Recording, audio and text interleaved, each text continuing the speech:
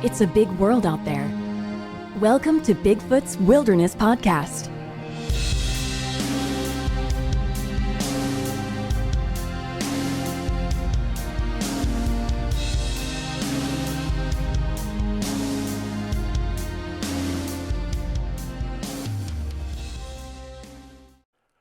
Welcome to Bigfoot's Wilderness Podcast, episode number 5. Maybe I should start saying welcome back, since we've made it this far. I really do like the podcast format, and I hope you're enjoying it too. As long as people let me interview them, I guess I'll keep on going. And by the way, thanks out there for the support. It means a lot.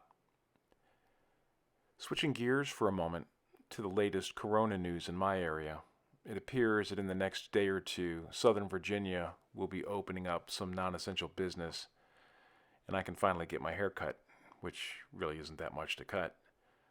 But it's been a strange time, and I'm glad to be able to spend it with my family, even though the honey-do list has gotten quite long, but my yard has never looked so good.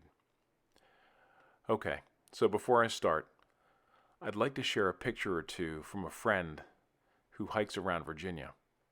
I don't always know what to believe about tree structures and Bigfoot, but I'm beginning to believe that there is a correlation between the two, especially after looking at this picture. Thanks, T, for letting me share it. I really do appreciate it.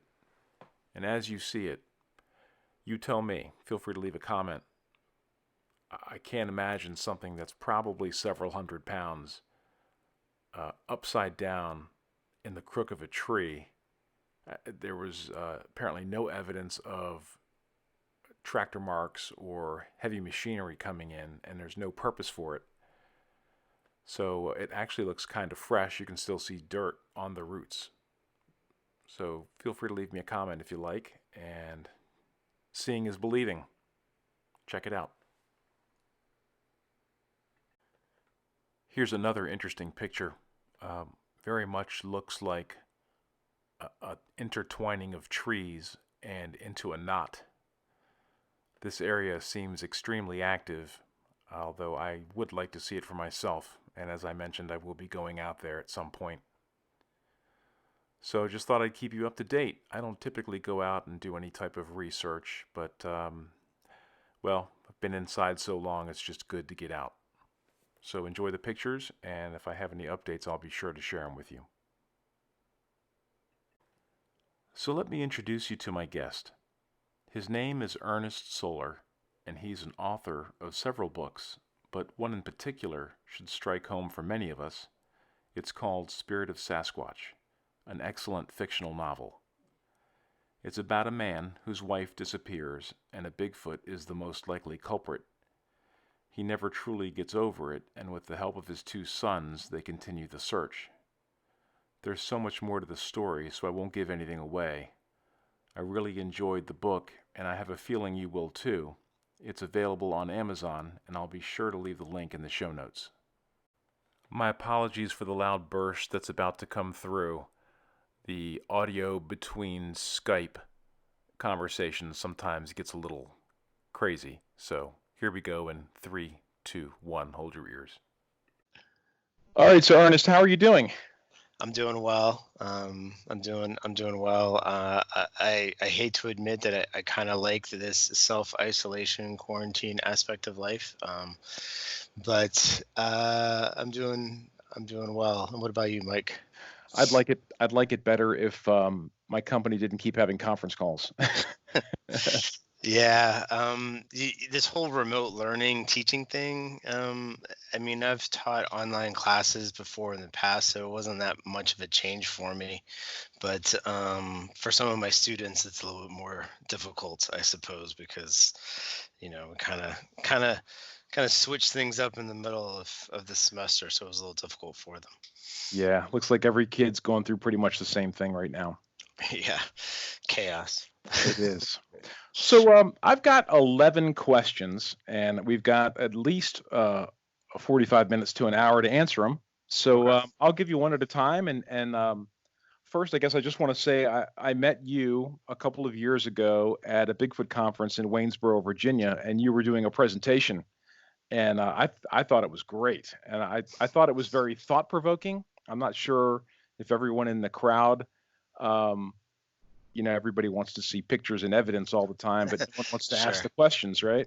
Sure. Right. Thank you for your compliment. I appreciate it. Yeah, absolutely. Yeah, it was really good. So let me ask you the first question, which is to tell us a little bit about yourself and how you got interested in Bigfoot. That's a good question. Um, The first part or the second part? uh, I'll take all of it. So a little bit about myself. So my day job, I am an assistant professor of special education at a university in Maryland. So I prepare students for the classroom to become teachers in the classroom. We have a teacher prep program. So that's my day job. And then on the side, I like to write. And how I got into Bigfoot, I would probably have to blame my dad for that one. He was always very curious about the unknown, and he's a native of West Virginia. So we used to spend a lot of time driving down to Logan County, West Virginia, where he was from. And back then there wasn't a lot of major highways in West Virginia, and so we took a lot of side roads, and we always traveled at night. And my dad, would always kind of tease me and say, "Hey, look out the window and see if you can see, you know, see if you can see Bigfoot out there." And being like a 10-year-old, I'm thinking like, what the heck's Bigfoot? And so I did. And when we got to West Virginia, he would let me run around the mountains, and kind of had free will to run through the forest and the mountains, and just kind of explore. And I just think my father's curiosity always kind of piqued that, what is Bigfoot? And then as I got older, I started to find books and read books about it and ask questions, and it just kind of grew from there, really. Yeah, I feel like a lot of people, well, just people my age. I'm 53, and in my age group and older, seems like a lot of people saw something on TV, or maybe some were piqued by their curiosity from what their parents would say, but a lot saw it from In Search Of or some sort Yeah, of a type channel like that. sure. I'll be 47 this year, so I mean, we're in the same age group. I don't really remember seeing the Patterson film at an early age. I mean, I don't think I really saw that until I was probably in college. It was just more from like books and you know of that nature that I kind of developed this love for it. I mean, with my father, it was Bigfoot, it was UFOs, it was pyramids, it was lost treasures. And so, there was always just this, he was always kind of searching for something, looking for something, curious about something. And so I just think it kind of sparked that curiosity of the unknown inside of me. And just kind of went from there. Well, I guess the best question to follow up to that is because you are also a researcher. I understand you've participated in some BFRO expeditions, but were they local, or which states have you investigated? And this is a multifaceted question. Did you experience any activity? Um, Great question. I would. So when I was finishing up my PhD, working on a PhD dissertation is a lot of work, and I needed something to like focus on. I needed like a prize at the end, right? Just getting a degree wasn't good enough for me. I needed like some type of prize to kind of shoot for. So my wife, who was my fiance at the time, she's from Northwest Pennsylvania, and I asked her, I was like, do you believe in Bigfoot? And she's like, oh, of course I do. It's just, it's local life up there in the Northwest Pennsylvania. We all believe in it. And I was like, oh, this is amazing. So then, so, so then I said, well, hey, I said, what if we went on a BFRO expedition out to New Mexico when my dissertation's done and over with? And she agreed. So just, for the fun of it, we signed up for it. went out to New Mexico. That was in 2013, and we had an expedition out there. And then in 2016, I was asked to join the Colorado expedition of the BFRO, and I went out there in 2016. And then I've done some like local stuff on my own or with researchers that I've become friends with, in like Pennsylvania, Maryland, Virginia, North Carolina, West Virginia. But like the two BFRO ones were in New Mexico and Colorado. To answer the second part of your question of, did we experience anything on those two BFRO expeditions? We did. We definitely did. In New Mexico, we found some interesting tree structures in one valley. Many of the participants heard noises. My wife and I and a friend of ours from Colorado, the last night of the expedition, we had some activity in a field across from us. I thought I saw something peeking out from behind a tree, and my wife saw something stand up in the field. So was it definite? Did we take a picture of it? It was, midnight, 1 o'clock in the morning. But we're pretty confident on what we saw and what we experienced. And then in Colorado, heard some noises, some howls. I know on that expedition, I do know that one person said his foot got touched through his tent, but he was like off from the rest of the main camp. But that expedition was pretty quiet, to say the least part. So how does that work with the BFRO expeditions? Do you have like a point person that like kind of takes you out or familiarizes you with the area and then kind of gives you a map and says, you search this area, you search that area? So they typically have 3 to 5 BFRO researchers that go on one of those expeditions, and there usually is a point person, and the point person usually scopes out a hot spot activity months in advance, so that he knows or she knows a good spot to go where there might be activity. The one in New Mexico, I don't know if you remember the Finding Bigfoot season. I think it was season 1.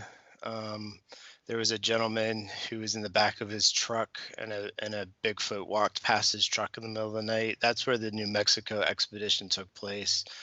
And then the Colorado one is a place where they've had lots of activity with this particular group. So it's usually areas that they're pretty familiar with. They do have 3 or 4 other researchers that are with them. And for those that have never been before, it's definitely a learning opportunity because they have classes during the day.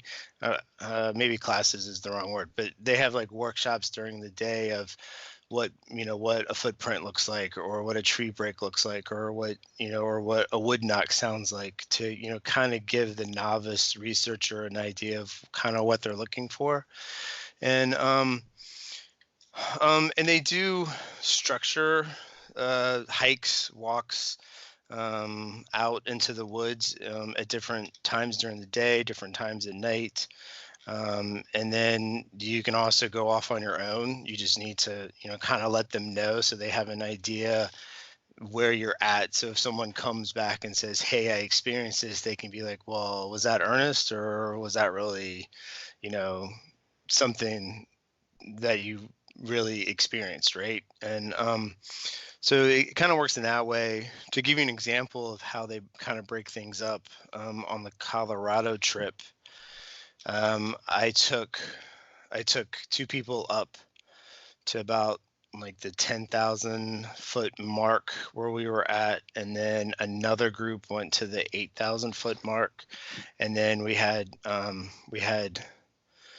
heat therms, and we had walkie-talkies, and we would report to the other group saying, "Hey, I'm going to do a howl, or I'm going to do a wood knock," to the group below us, and then we would, do the howl, do the wood knock, or whistle or whatever, and then see if there's a response. And then the 8,000-foot group would say, "Hey, we're going to do this," and then, we'd kind of go back and forth to see if we could get any activity. So, and then, they do like night hikes in different areas, and sometimes they just sit around the fire and make a lot of noise, and hopefully one comes up to the fire or comes up to the perimeter, so it just really kind of depends on the group that you're with. So it really is a little bit like the TV show. I mean, that's a lot of what they did. Yeah. It definitely is similar to the show. And, and if you have an idea of like, hey, can we try this? Unless they've tried it and they know from experience it doesn't work, they might say no. But if you have some new idea or new thought, they're open to it. They're like, sure, go and give it a shot and see what happens.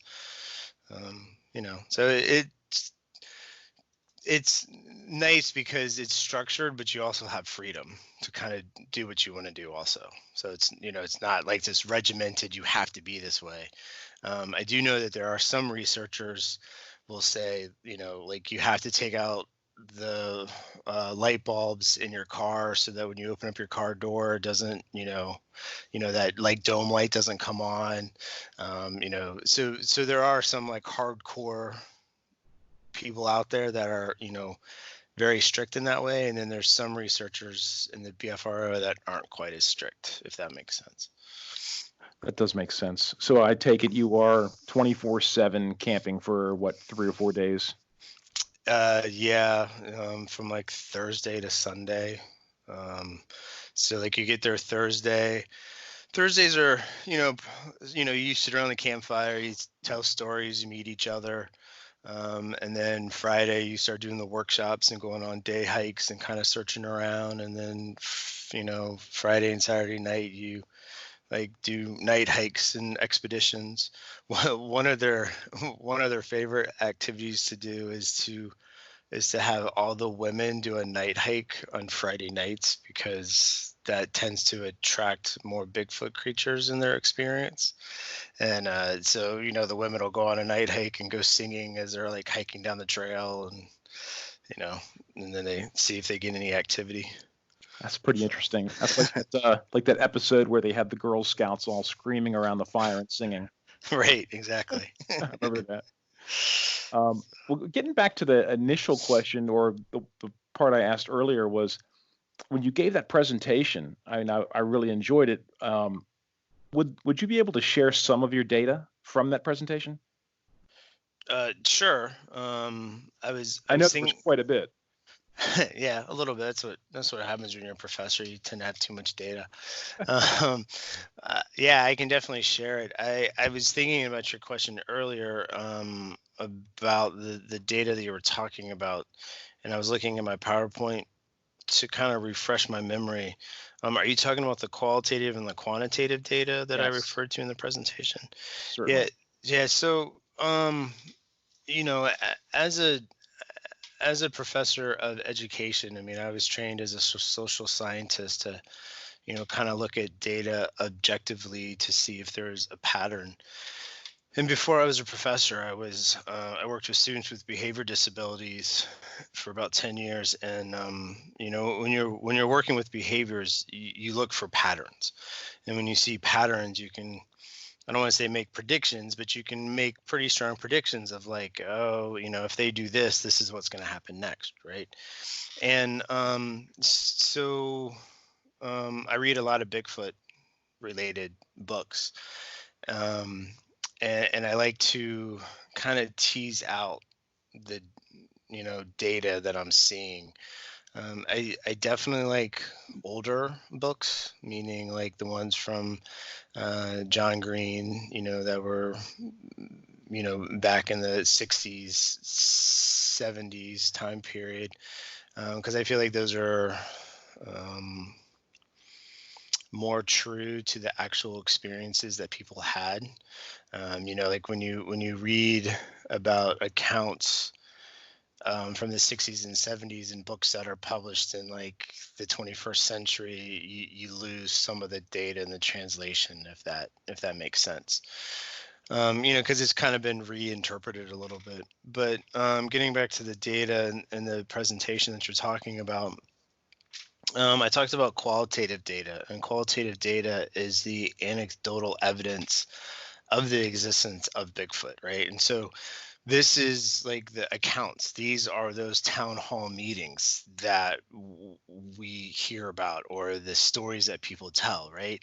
And these stories that we've heard of people's encounters have gone back 200-300 years at this point, right?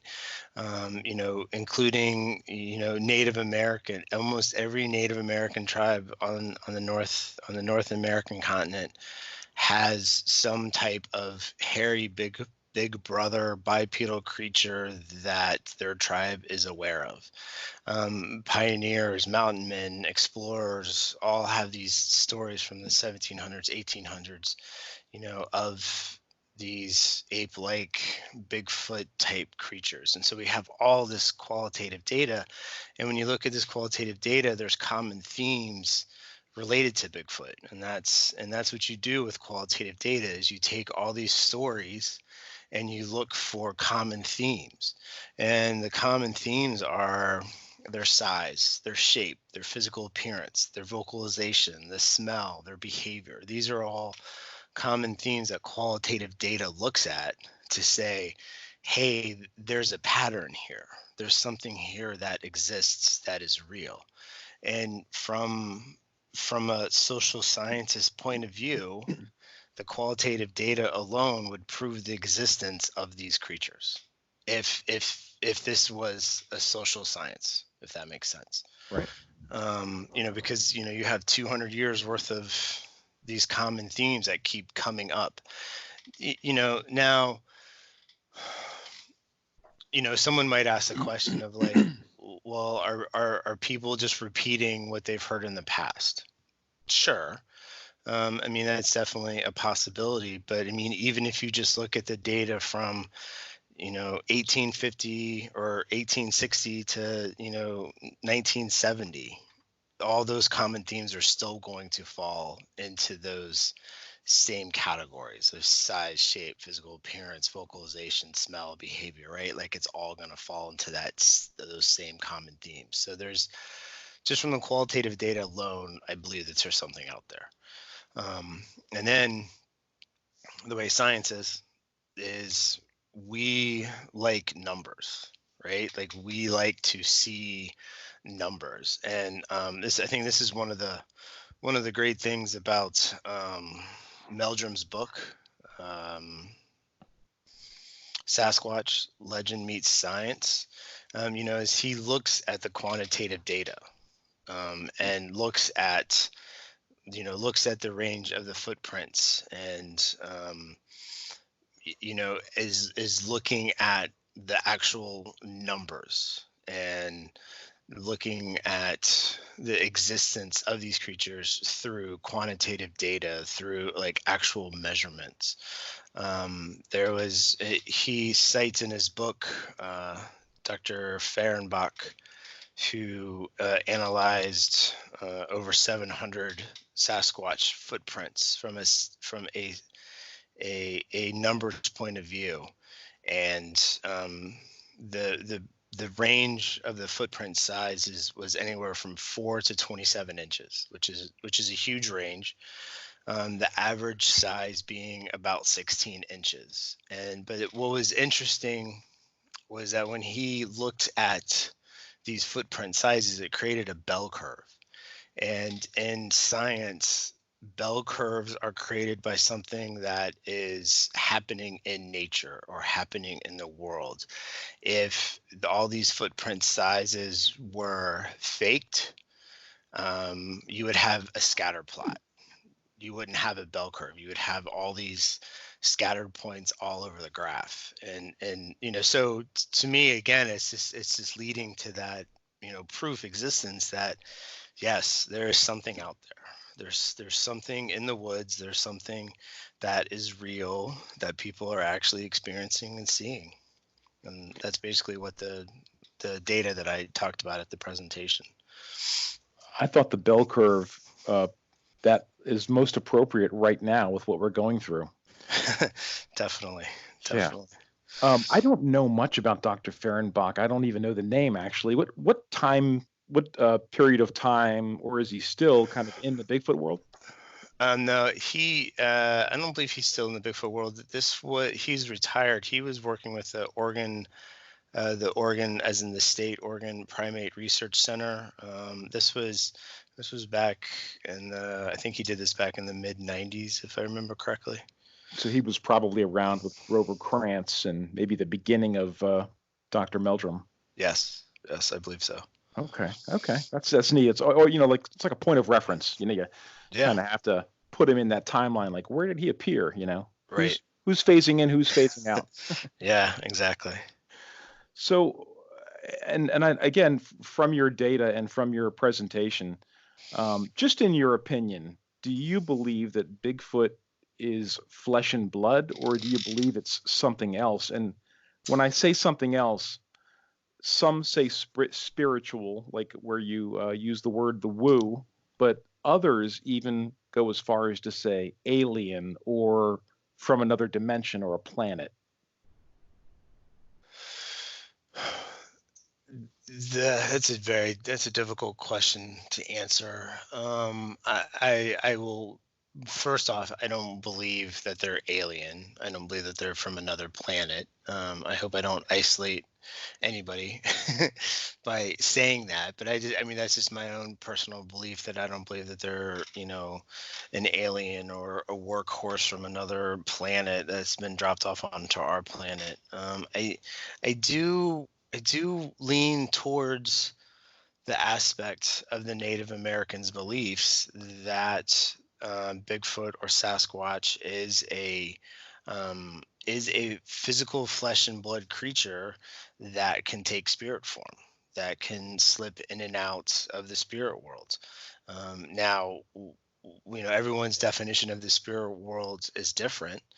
Does that mean slipping through portals and dimensions? If that's what your definition of spirit world is, then sure.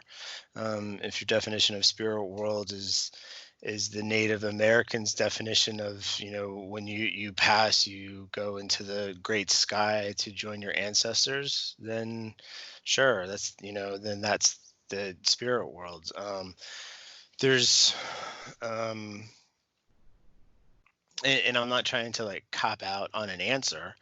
I just think I think Native Americans are more in tune with nature and the natural world and the spirit world than our current society is. And so for our current society, it's hard to understand or accept that notion of something being able to slip in and out of the spirit world. Right. Right. Sorry, go ahead. Oh, I was just going to say, I'm not trying to nail you down to an answer, but just your opinion, because we've all heard the stories of following a set of footprints that seem to stop and go nowhere. Some people say, oh, they just backtracked. Some people say they jumped into a tree. Some people say they jumped into a portal. It's not that wild anymore to assume that Bigfoot could be more than flesh and blood, but what would it be? That's the question. And again, you can't answer that, but you do have some data, which is fascinating. Yeah, I mean, I'll be the first to tell you, like I want to believe 120%, right? Like I want to be able to see a print in the woods and be like, that is 100% a Sasquatch. But then at the same time, I have to think like, okay, well, we've had bears coming through our neighborhood that could just be a bear print that they, double stepped on, right? I would love to think like, yeah, they jumped into a tree and that's why the tracks ended. I've found, tracks where they've ended. I've found one print in the middle of like, why is there just one print? Right? Like, why isn't there two prints? Why isn't there prints leading up to this print? So, I mean, it definitely is it's definitely curious, and it's we're never going to really know until we find one. And and then at the same time, it's like, well, are we able to find one? Right? It's just, it's a hard question. It's a good question to talk about around a campfire. Absolutely. Yeah. Some would say that there are government personnel that have found them and they just kind of hush it up. But, no one knows that for certain. I mean, I think it's kind of laughable to think that there's a squad of black cars that just appear when someone sees a Bigfoot and they shut you up and tell you to mind your own business. I don't think that's really possible. Yeah, yeah, I've heard similar stories of that and I kind of touch about it in my book that we'll talk about later, but how, like, if you have hardcore evidence, then somebody comes and visits you and says, yeah, you don't really have that. You should really keep your mouth shut about that. Where at the same time, unfortunately, in the Bigfoot community, we tend to like to eat our own. And I wish that there was more um positive support in the Bigfoot community for the evidence that we find, and as opposed to, well, that's not really what you found, or that's not really evidence, or that's not really true, as opposed to tearing each other down. Like, I would like there to be more positive uh, buildup of the evidence that each of us finds. But at the same time, if there is a government group that's like monitoring us, I'm sure more than half the time they kind of sit back and think like, oh, well, they'll just tear themselves apart, so we don't really need to do anything about that. But if you come across something that's like hardcore, then there's stories of people that like come and visit you and say, yeah, that's not really what you found, you need to keep your mouth shut. I mean, it's hard to believe that our government would spend time doing that. But then at the same time, we're talking about Bigfoot here, so I don't know. Well, it's sometimes we just get half the story or part of the story. And again, pointing to your presentation, you mentioned the Ape Canyon encounter, and one of the key witnesses was Fred Beck, and we're going back to 1924. Hmm. And you mentioned that he had what you might call an awakening in his later years, that Bigfoot may have been paranormal. Like, could you explain that? Sure. So, he had his encounter in 24, reported it to a ranger, he got reported it to the newspapers, and you can do the research, or and find the actual newspaper uh, um, uh, written accounts of the Ape Canyon attack, if you want to call it that. But like later in life, in his in the 60s, Fred Beck wrote a book with his son, and he talks to his son about how he believed the whole encounter was um, perpetrated by supernatural beings, and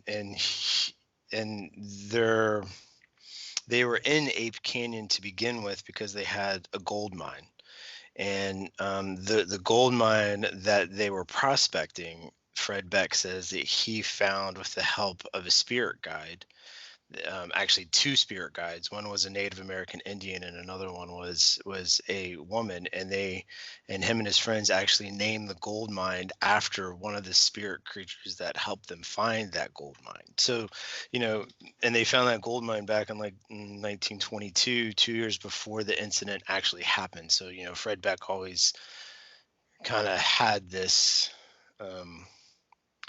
supernatural spiritual connection to the spirit world to begin with. And maybe when the encounter first came out, he was afraid to actually talk about that. He was afraid to say that he thought that the creatures were supernatural, because people would have poked fun at him. And that theme really hasn't gone away in 100 years. You And know. see, yeah, that's what I mean. You've got a classic encounter that if you know anything about Bigfoot, you know about Ape Canyon, but you never hear this side of the story. And this isn't coming from you. This is coming from the book that he and his son wrote. Well, right. It came from the book that he wrote with his son, and then Lauren Coleman reported it in his book that he wrote in 2003. So it just leads to, is there a spiritual connection? Are they able to slip in and out of a spirit dimension? This isn't new. Like, this isn't something new that's just come out in the last 10 or 15 years. Like, these are thoughts that have been around for 100 years at this Yeah. point. That's- And we're talking about a Bigfoot account that happened 100 years ago that could possibly have a spiritual connection, right? So we're not talking like 10, 15, 20 years ago. We're talking 100 years. That's pretty impressive to kind of think about. Oh, that's amazing. I never would have thought that myself. I mean, again, it takes a little digging, and obviously there's a trail from Ape Canyon to Fred Beck to him and his son to writing the book and putting that out there, which most people don't look at. So, Sure. but switching gears to flesh and blood, do you think that Bigfoot has a family structure if in fact they are flesh and blood? Which obviously, even with this spiritual aspect, um, I would assume they are flesh and blood most of the time, if not Sure. all of the time. But we'll continue to question that. But do you think they have a family structure? I do. I think they're probably flesh and blood more often than not, and that would make sense with the evidence of juvenile sightings. Because I mean, obviously they have to, breed in some capacity, and so I'm gonna go on the limb that they're probably flesh and blood more times than not. But yeah, I mean, I do think that they probably have a family structure. I mean, there's very few animals or creatures in the world that are completely isolated or loners or exist outside of some type of structural group. I mean, even when you look at, a lion, a male lion might be this, dominant creature, but he still has female lions or a pride that he, watches over, protects. Same with the silverback gorilla. I mean, they're still part of like a tribe or a group. So yeah, I mean, I do think there is some type of family structure, or some type of group structure in that capacity. I always, when I hear these encounters of, and this is going to sound silly, but it's the only thing I can kind of equate it to. But, when I hear people talk about, encounters of like, oh, I saw one standing in front of me, and then I heard something off to my left or off to my right, or there was a whistle to my left and there was a whistle to my right. So I don't, so there must have been more than one. I always think of the original Jurassic Park movie where the guy's hunting the velociraptor and he sees the one velociraptor in front of him and he's like, oh, I got him in my sights. And then the second one like pops out to the side. Yeah. So like it's like, like that's what I think of. It's like, okay, so we'll send one out to be seen, to be like distracted, while the other two or the other three or whatever might sneak off or remain hidden, or whatever the capacity is. But yeah, I mean, I do think that they have some type of structure where they're together. I don't think that, I think 9 out of 10 times there's probably a second or a third one there. Very rarely, I think there would only be one by itself. Yeah. I guess I've heard stories of people saying that there are sentries. Yeah. Guards. So right. Yeah. Posting lookouts, making sure their area is safe and protected. Sure, which I mean it makes sense because we as humans do that, and other creatures do. Birds do that. They have a lookout, a squirrel. They're always kind of looking out and making sure that things are safe and okay, and they're the first ones to tell you that like, oh, there's an intruder. there's somebody here that's not supposed to be there. So yeah, I mean, it would make sense that they would have some type of sentry or guard kind of on a lookout to make As sure well, that they're, stay safe. right, which would again, push the point that there is a family structure to protect. Yeah. Yep. Or, So, or a community structure of some sort. right. Yeah. Yeah.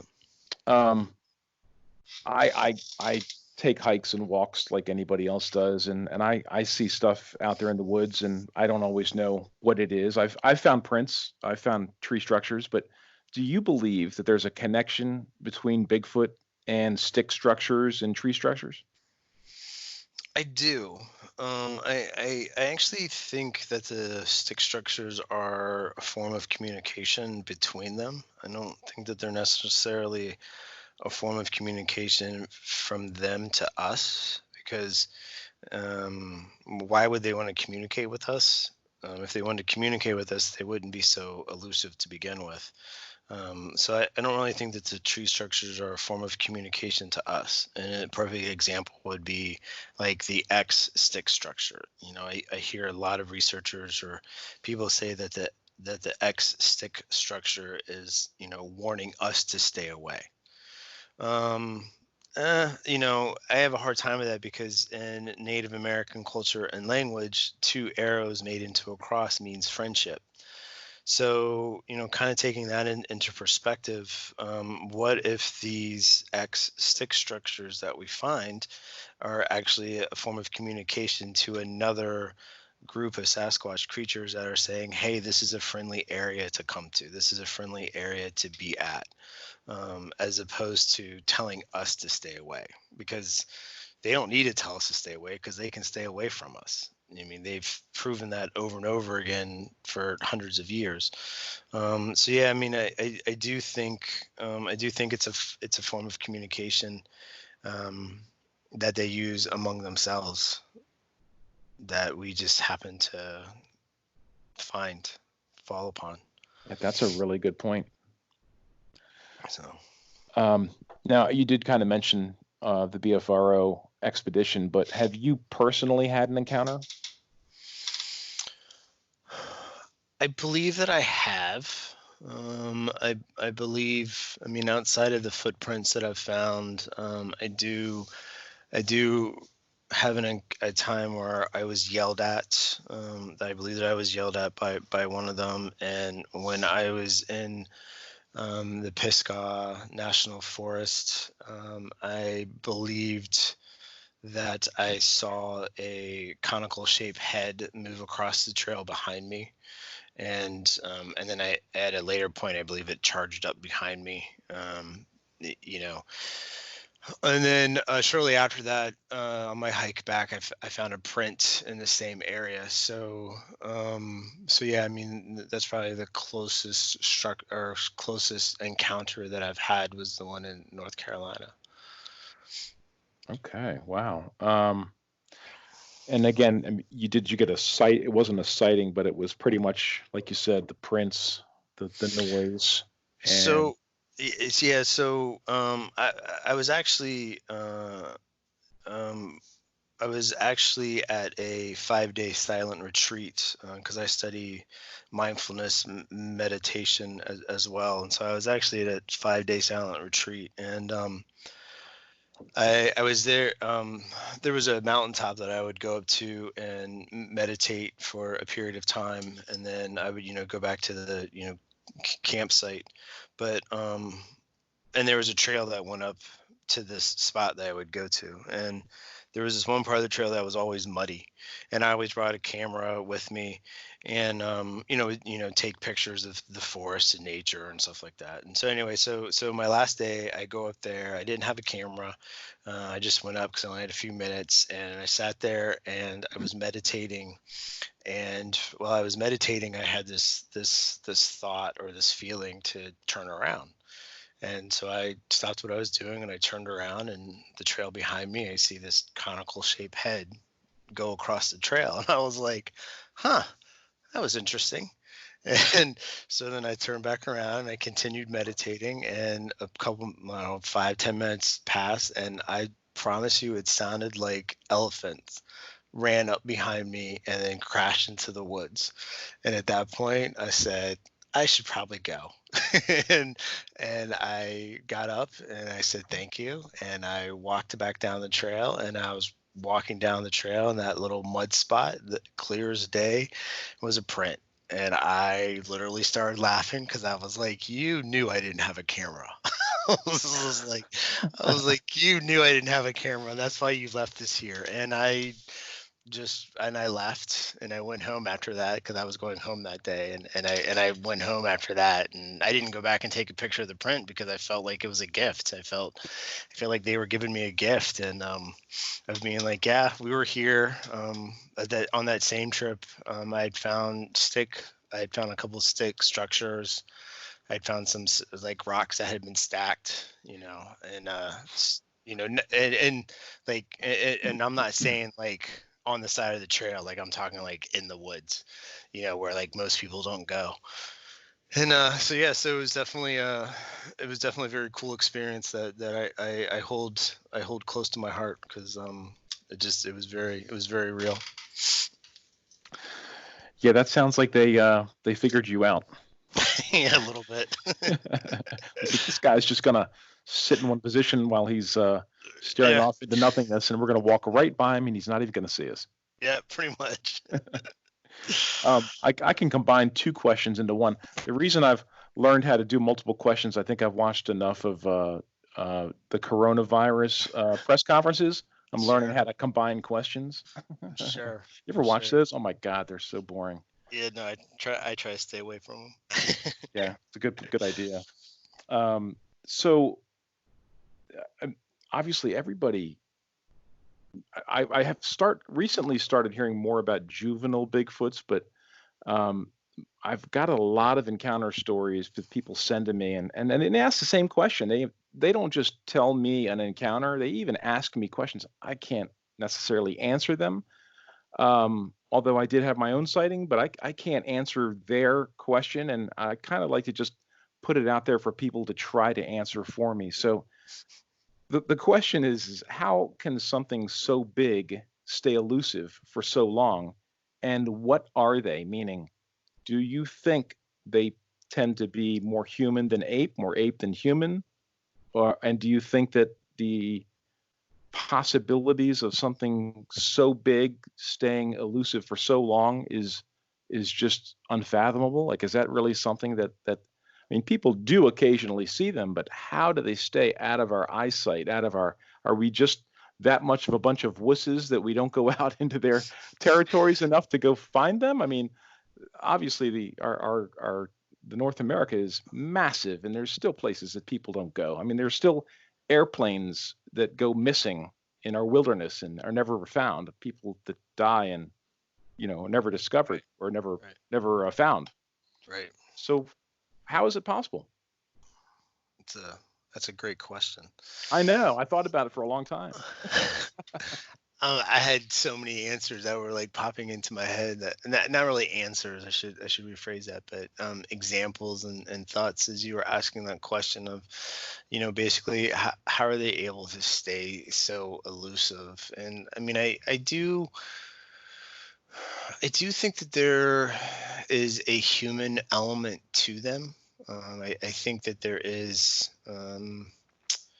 some type of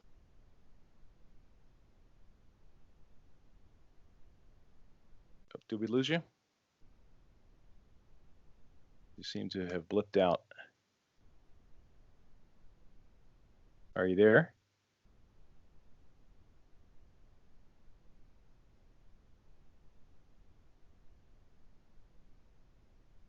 I'll give you a Ernest, couple. We lost you for about 45 seconds. So No. Yeah, you just came back. Okay. Did you hear the part about the consciousness? No. Okay.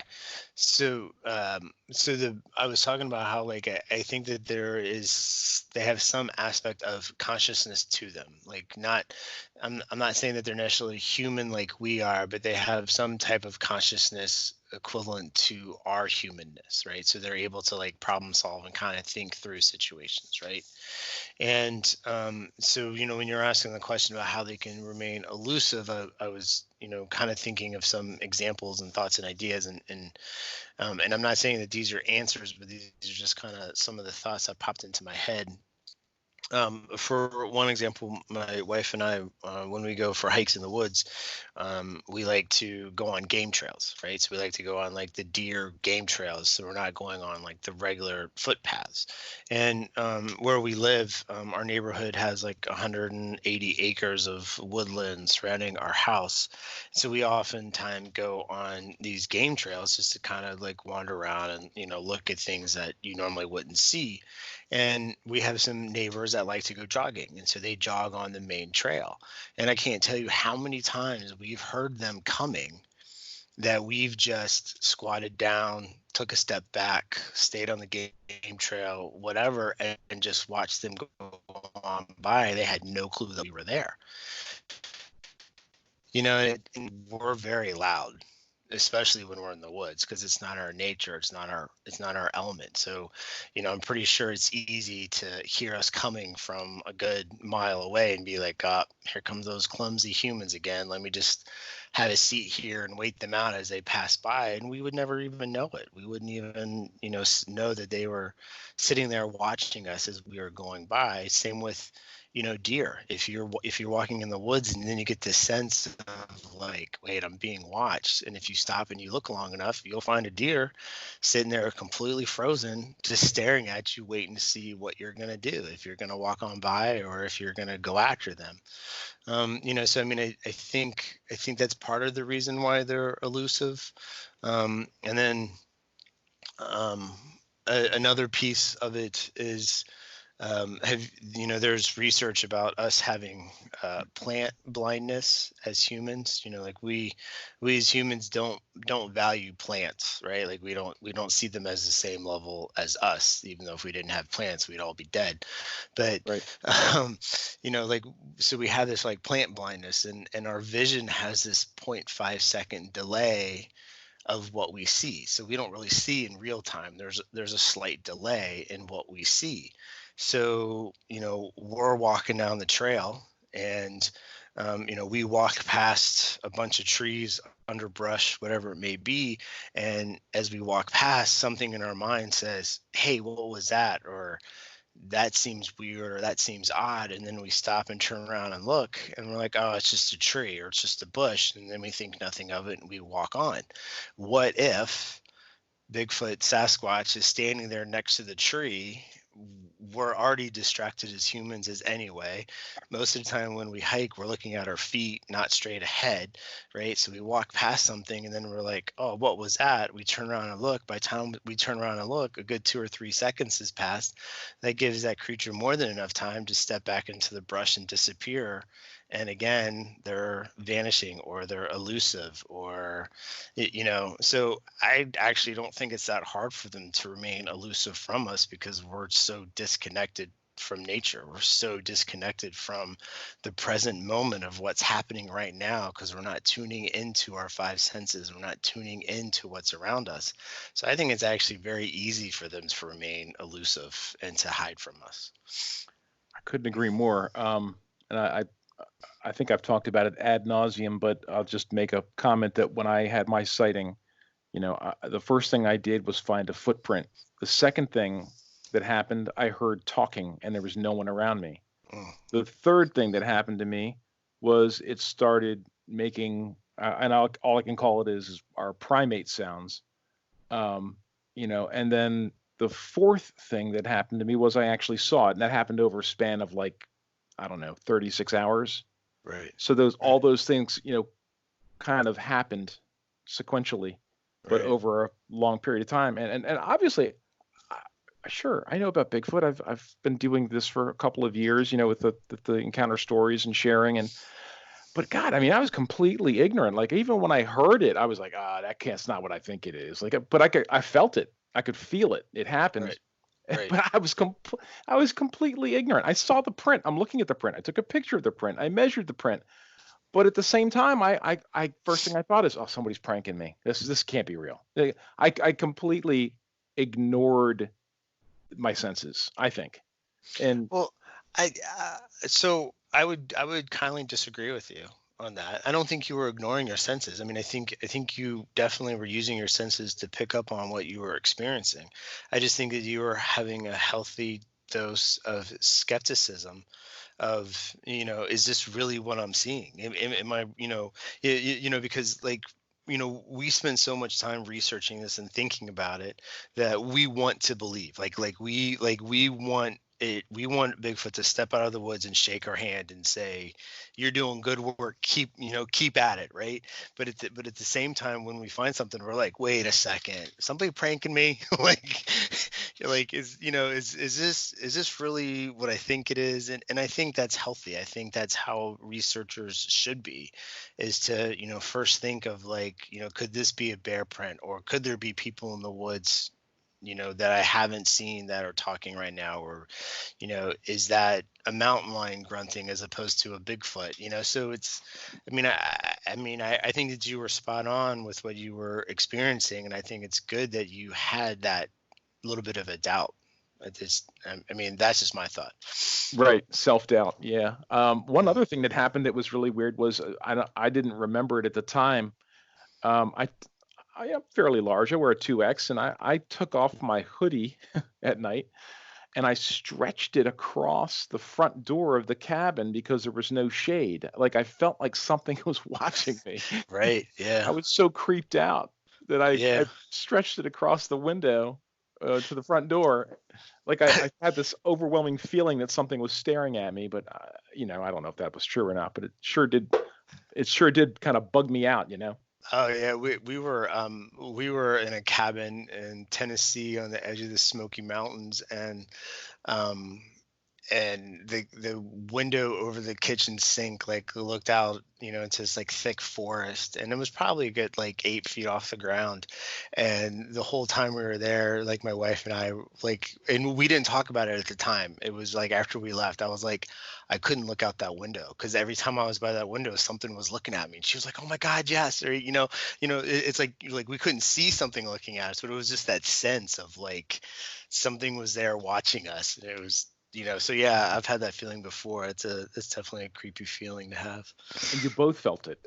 Yeah, yeah, Oh, yeah, yeah. We both felt it. So yeah, she's my guide. So like, when I find something, I'm like, "Christine, is this what I think it is?" And she'll be like, "Nah, I think it's this." And I'm like, "Oh, okay." I'm like, All right." But then at the same time, if she finds something and she was like, "I think this is a print," I'm like, "Hell yeah, it is." So, it's good you can share the hobby together. yeah, yeah, it's definitely a fun hobby we have. This has been a lot of fun. I really appreciate your coming on and talking with me. Oh, thank you for having me. It's been great to share this. I don't get to always have these types of conversations with people, so it's been fun. Thank you. I appreciate it. Thank you Yeah, for and the and offer. speaking of fun, I mean, I really enjoyed your book. Now, it has been a little over 2 years that I've read it, but can you kind of share a little bit about Spirit of Sasquatch and where we can find it? Sure. So Spirit of Sasquatch is, you can find it on any of the major booksellers: Amazon, Barnes and Noble, Books a Million. It's in ebook format and print format as well. And I have copies, so if someone wants an autograph copy, they can always contact me and we can work out an arrangement for that. But Spirit of Sasquatch, actually, when we came back from the 2013 expedition in New Mexico, I had a dream that my oldest son was skipping stones with a Bigfoot creature. And I thought, wow, that'd be a really cool story. And so I started off as a short story, and then 6 months later it ended up being a full-length novel. And so I kind of wrote it in a way where, if you have no experience with the Bigfoot research world, you could read it and learn something. If you're an experienced Bigfoot researcher, you could read it and be like, "Oh, I've heard about that, or I've seen that, or I've experienced that, or I've heard that before." So I didn't want to targeted just to one specific group. And since it is it is a fictional tale, and it is about a young boy that gets rescued by a Bigfoot creature, and he lives with him for a few years, and during that time his family and the government are looking for him, and then it all kind of comes together at the end. So there is some government conspiracy in there, because that makes for a good story. And I do talk about the spiritual aspect of Bigfoot. So I do kind of dive into the woo of the Bigfoot world a little bit in that, but I also keep to the flesh and blood parts of it. An example of part of the woo, I had this difficulty of, how do I have Brock, the main protagonist, and the Sasquatch creature kind of communicate with each other? And so, I did, I had him do more like thought images. So it wasn't like words. It wasn't that like the Bigfoot creature was putting words into the boy's head. It was more of these thought images. And, and I used it sparingly, because I didn't want to dive into it too deep, because I didn't want that to take away from the story that I was trying to tell. But I think it's a fun story. I think I've heard it's a quick read, but it was fun to write. I enjoyed it. Some of the encounters are either experiences that I've had, or my wife's had, or friends of mine have had. So I think all books are autobiographical in some sense. We just like to wrap other characters around the truth. So. Yeah, it was a good book, and I know I actually, it's a pretty good sized paperback book. I got it from you at the autograph signing at the local brewery. Yep. Strange Ways Brewing. Yeah. Strange Ways. That's it. I think they moved. Did they? Yeah, they moved to a more modern looking building. Oh, okay. Gotcha. But, yeah, that was. I do sometimes have a hard time. I mean, as old as I am, I should probably not be as fixated on Bigfoot as I am, but I do gravitate towards a good Bigfoot book. If it's got Bigfoot, it's got to be good, and if the story's really compelling, that's all I need, and I really enjoyed that. Thank you. I appreciate it. I've been working on. It's not a sequel, but I mean it's definitely in the same world, but it kind of dives into Brock's older brother Darius, and then one of the other characters in the Spirit of Sasquatch book. So I mean I am working on a sequel to that. I'm hoping to get that out sometime in the next year or so. Oh, that's great. Well, do me a favor and give, if you want to do autographed books, I can put it in the show notes, but if you want to mention how to contact you to get an autographed book, feel free. Sure. So, I mean, I'm on Twitter and Instagram. Just search my name, Ernest Solar, ERNEST SOLAR, or I'm also on Facebook. You can look up my author page, author Ernest Solar, and send me a Facebook message, and we'll figure out how to get an autographed copy out to people if they're interested. That sounds great. And like I said, I'll put it in the show notes, and we'll take it from there. Ernest, Awesome. Thank you so much. I really appreciate your time, and this will be something a little different. I have various guests come on and talk, and just to reflect for 1 second on something you said about being plant blind. This one guy mentioned to me, his name's Anthony. He was on a couple episodes ago, and he mentioned that he was in his truck, saw nothing out of the ordinary until he saw a deer in front of him because of the color of the hair of the deer. And right next to that deer was something black. And one was a deer, one was a Bigfoot with the coloring of a deer. And then there was another Bigfoot that was black. They were next to each other. And they both stood up and then ran away. And he, absolutely did not see him until he saw movement. Sure. Saw the hair color, dismissed it as a deer, Right. And like you said, dismissed the surroundings. Right. And then all of a sudden it sat upright and was not a deer. Yeah, I think part of their elusiveness is that we actually really don't know what they look like. So our brains kind of, figuring out like what is that?